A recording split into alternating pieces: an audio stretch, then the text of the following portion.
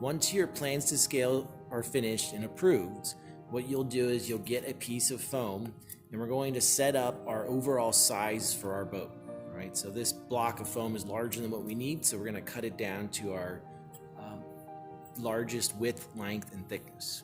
So when I count my sketch, I've got 1, 2, 3, 4, 5, 6, 7, 8 inches is my length. So I'm going to take a ruler and I'm going to mark from one end to the other here my 8 inches. I'm going to do that twice. And you can use a pencil or a marker, either way will work. So that's my overall length for the boat. Now let's look at our width.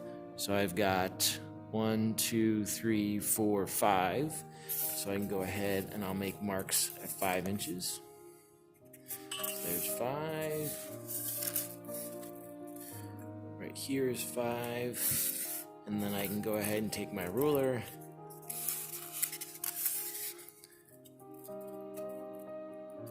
And I'm going to draw my line down now. So this is going to be the width and the length of my actual boat. The next thing I want to do, you'll notice my lines on this side, my lines on this side. I'm going to draw my thickness line in on this side, okay? So not the side that I'm going to cut off over here, but on this other side here. And my boat is 1.5 inches thick. So we typically want it to be between 1 inch and 1.5 inches for your thickness. So I'll make 2 marks. So this is actually going to be my top, so I want to make sure that when I make this mark, I want to make it down towards the bottom. Okay, and then I'll go ahead and connect those dots.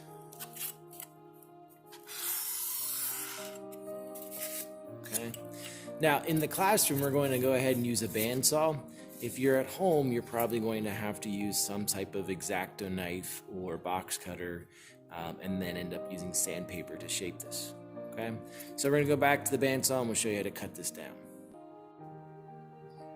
If you're using a bandsaw at home or any type of sharp instrument, make sure that you're wearing proper protection. For example, we're going to wear safety glasses in here to use this machine.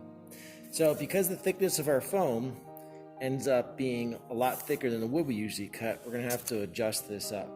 So in the back here there's a knob.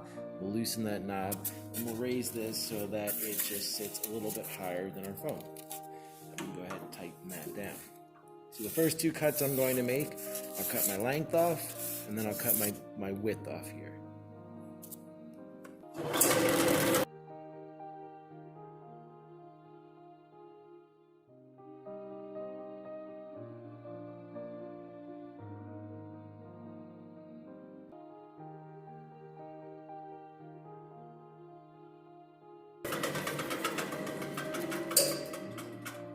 Now that we have those pieces cut off, this extra piece we'll hold on to because this might make our motor mount. If you end up not having enough material left over, we do have extra chunks of foam around that we can use for the motor mount. All right, now that we have our width and our length cut, we're gonna go ahead and cut our thickness. And if you notice, I cut off my end, I cut off my side, not the side that has the line on for my thickness. This one's quite a bit taller, so we're gonna have to raise this up even higher. We'll tighten that down.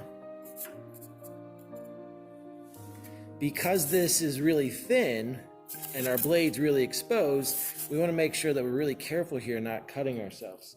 So a lot of times we might grab a piece of scrap wood or a push stick from our table saw to help us out.